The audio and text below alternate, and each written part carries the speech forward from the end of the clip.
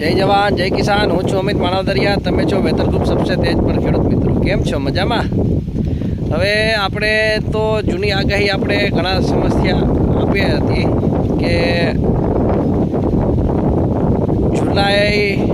जून 15 थी जुलाई 4-5 तारीख सुधीनी एक આપણે પહેલાં આગાહી આપી હતી।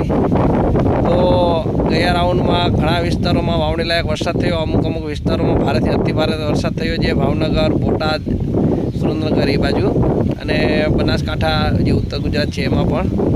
અને પછી આપણે થોડા દિવસ પછી પાછી જે ભારે વરસાદના વિસ્તાર હતા એ તો વરસાદનો રાઉન્ડ આવી ગયો, પછી બ્રેક તો રહી જ નથી વરસાદની, કાયમની માટે વરસાદ ચાલુ જ રહ્યો છે।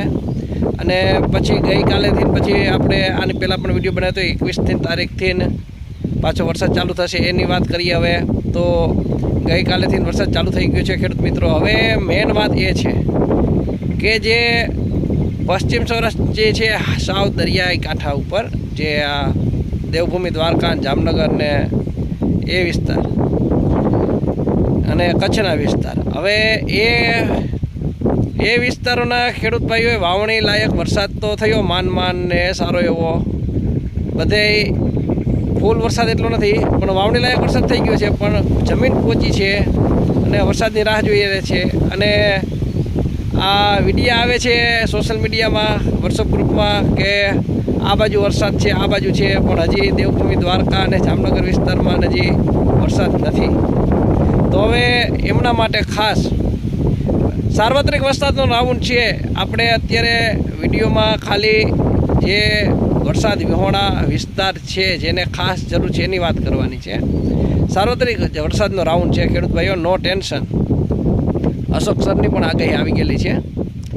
હવે જે આ વરસાદ વિહોણા વિસ્તાર છે જ્યાં ખાસ વરસાદની જરૂર છે 1-2 દિવસમાં, હવે આ 2-3 દિવસમાં લોટરી મુજબ રેડા ઝાપટા અને હળવો મધ્યમ વરસાદ, આ જે વરસાદ જે વિસ્તારમાં ઓછો છે ત્યાં આવશે। ત્યારબાદ થોડીક વરસાદની 1-2 દિવસ થોડીક બ્રેક આવશે, એટલે સાવ બ્રેક નહીં આવે, થોડીક પછી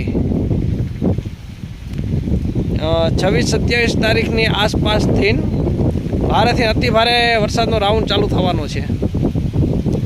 બ્રેક તો વરસાદની આવશે જ નહીં, પણ થોડુંક વિસ્તાર અને માત્રા થોડીક ઘટશે। આપણે 23-24માં કદાચ કે 24-25માં થોડીક જ, આમ બહુ એટલી નહીં, પણ જનરલી જે આજે કાલે વરસાદ થશે એની વાત છે, એનાથી થોડીક વિસ્તારમાં અને વરસાદમાં માત્રા થોડીક એવી ઘટશે, હાજી નહીં।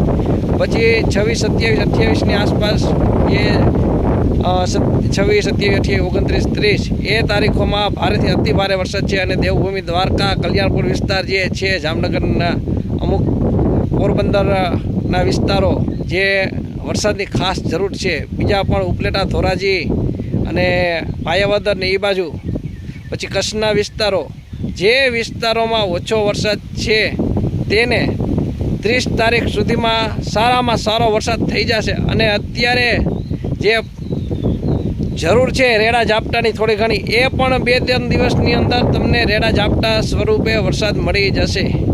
જય જવાન જય કિસાન જય દ્વારકાધીશ સૌ મિત્રોને।